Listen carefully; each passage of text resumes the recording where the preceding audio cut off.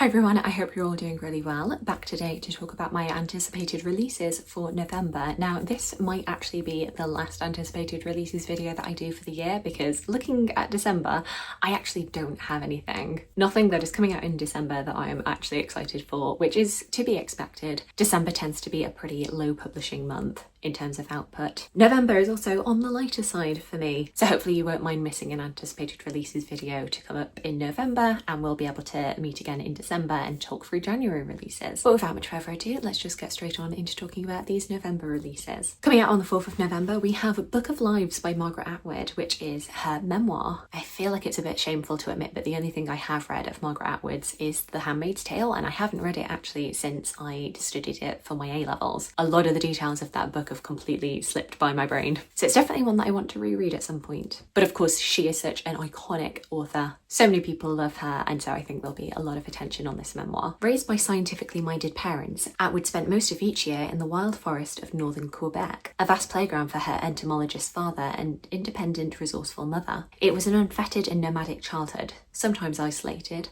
but also thrilling and beautiful. From this unconventional start, Atwood unfolds the story of her life, linking key moments to the books that have shaped our literary landscape, from the cruel school year that would become Cat's Eye to the unease of 1980s Berlin, where she began The Handmaid's Tale. In pages alive with the natural world, reading and books, major political turning points, and her lifelong love for the charismatic writer Graham Gibson, we meet poets, bears, Hollywood stars, and larger-than-life characters straight from the pages of an Atwood novel. Next up, coming out on the 6th of November, is Margaret Beaufort, Survivor, Rebel, Kingmaker by Lauren Johnson. A couple of years ago, I read Nicola Tallis's biography of Margaret Beaufort. I'm always very interested to see what different people's interpretations are on her. Born into a century of conflict as the daughter of the Duke of Somerset and a descendant of Edward III, Margaret Beaufort was married at 12, a mother and widow at 13, and a player in one of the most violent chapters of English history. Across 3 marriages and decades of civil war, Margaret endured loss, intrigue and exile, yet lived to see her only son crowned Henry VII, the first Tudor king. Against a backdrop of shifting power and danger, she helped broker the union that ended the Wars of the Roses,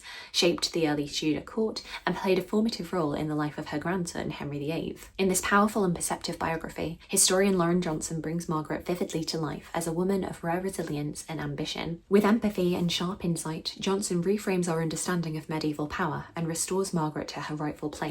Not simply a mother behind the throne, but a skilled political operator whose determination changed the course of English history. Jumping ahead a couple of hundred years, we have Ladies in Waiting, Jane Austen's Unsung Characters, which is a short story collection in which various different writers, particularly romance writers, take some of the side characters of our favourite Austen works and put the spotlight on them. In honour of her 250th birthday, 8 authors have come together with wildly imaginative reboots of the lives of several of Jane Austen's minor characters. Written with plenty of love and wit, these clever stories star everyone from Pride and Prejudice's snobbish Caroline Bingley to the modern descendant of Sense and Sensibility's Eliza Williams, and much more. Blurring genres and taking us across the oceans, Ladies in Waiting is a heartfelt celebration of Jane Austen and her timeless masterpieces. And authors from this include Eloisa James, Emily Harding, Audrey Belleza, Sarah MacLean, Nikki Payne, Eleanor Lippman, Karen Duquess, Diana Quincy, and Adriana Trigiani. And it looks so delightful. I actually heard Audrey Belleza and Emily Harding talking about it on the Pod and Prejudice podcast, and it really piqued my interest. Going back to non-fiction history, we have Legenda, The Real Women Behind the Myths That Shaped Europe by Janina Ramirez, coming out on the 6th of November. I previously have read Femina by this author and thought it was a really fantastic history of women of the Middle Ages. Best-selling historian Professor Janina Ramirez peels back the layers of time to reveal how the lives of women have been co-opted by those intent on crafting national identities. Their names are well known, and summaries of their achievements have been recited in classrooms for decades, but medieval women like Joan of Arc, Lady Godiva, and Isabella of Castile have been misrepresented, their stories twisted and weaponized. Meanwhile, groundbreaking 18th and 19th century women who blazed a trail through revolutionary Europe have been forgotten, their legacies too easily dismissed or ignored. Questioning established narratives and searching for the real women behind the legends, Ramirez interrogates what defines a nation and who gets to build it, shining a light on how history is so often hijacked to serve the ideological and political interests of the present. I really enjoy that this is a slightly wider ranging history, not just the medieval period, but also the 18th and 19th centuries as well. However, pulling us back to medieval history, we have Eleanor, a 200-mile walk in search of England's lost queen by Alice Loxton, coming out on the 13th of November. Now, you'll probably know I'm a big fan of Alice Loxton's works, having absolutely loved her debut non-fiction, which was Uproar, which was all about printmaking and satire. I read 18 by her last year, which was a history where each chapter looked at a different famous figure and their accomplishments and their lives before they turned 18. And in this, we are looking at Eleanor of Castile. In 1290, England mourned the death of a queen, Eleanor of Castile, beloved wife of King Edward I. Her body was carried on a 200-mile journey from Lincoln to London, a solemn procession that would become immortalised in stone. To mark the places where her cortege rested, a heartbroken Edward commissioned 12 magnificent Eleanor crosses. More than 7 centuries later, best-selling historian Alice Loxton sets herself an epic challenge, following in history's footsteps by walking the entire 200-mile funeral route on the corresponding dates. As Alice journeys in search of England's forgotten queen over ancient paths and modern motorways, history comes alive in surprising ways. Lively and entertaining, Eleanor uncovers the extraordinary life and formidable character of this lesser-known royal, revealing her inspiring legacy and the hidden history of Britain. Apologies, I had to take a phone call, so I am sorry if we've slightly changed positions there. But yes, moving on to the next book coming out on the 13th of November is One Aladdin, Two Lamps by Jeanette Winterson. I feel like it's been a while since we've had a new Jeanette Winterson, so I can imagine a lot of people being very excited for this. With her execution looming, a woman is fighting for her life. Gripping. Every night she tells a story. Every morning, she lives one more day. One Aladdin, Two Lamps cracks open the legendary story of 1001 Nights to show how its questions are still relevant to our lives today. Is love the most important thing in the world? What makes us happy? Under her guise as Aladdin, Jeanette Winterson asks us to reread what we think we know and look again at how fiction works in our lives, giving us the courage to change our own narratives and alter endings we wish to subvert. As a young working class woman with no obvious future beyond factory work or marriage, Winterson realised through the power of books that she could read herself as fiction as well as fact.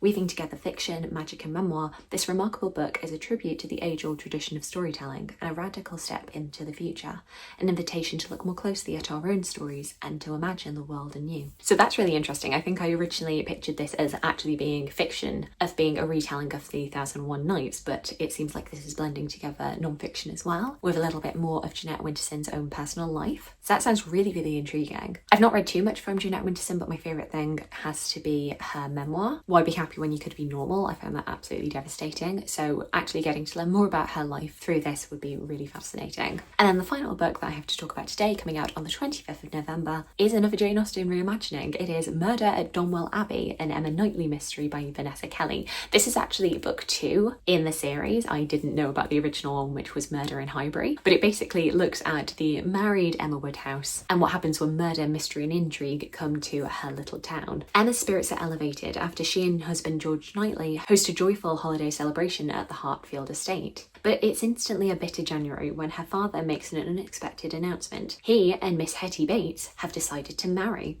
Not only must Emma relinquish her role as mistress of the household, but also accept the reality that the excitable Miss Bates will soon become her stepmother. More unwanted news arrives during an extravagant betrothal ball at Donwell Abbey, the grand Knightley estate where Emma and George will soon permanently reside. Nearly every villager in Highbury revels in the dazzling affair, except Emma's hard-working lady's maid Prudence Parr. To Emma's horror, Prudence is found dead, sprawled across the stones of the library terrace. Whew, we took a turn. The woman's tragic fall is quickly ruled a terrible accident, and whispers circulate around personal troubles leading up to her untimely demise. But Emma's instincts tell her that something far more sinister is at play. Now Highbury's matchmaker turned sleuth vows to outwit a cunning criminal before an innocent man loses his freedom, or Donwell Abbey plunges into a darker mystery. Dun dun dun! I definitely feel like I should get to the original book Murder at Highbury before I go to this one, but this very much seems to be in the Death Comes to Pemberley mould. We're following on the events of Emma a few years on, take this famous romance and then turn it on its head with a genre switch, and that just seems very fun to me. So there we go, those are the 6 or 7 books I think that are coming out in November that I'm particularly keen to pick up and to learn more about. Do let me know if you are interested in any of the books I've spoken about today. Alternatively, please let me know about any books coming out in November that I didn't mention and that you are very excited for and should be on my radar. I would love to hear from you. I hope you're having a fantastic day and look forward to talking to you again soon.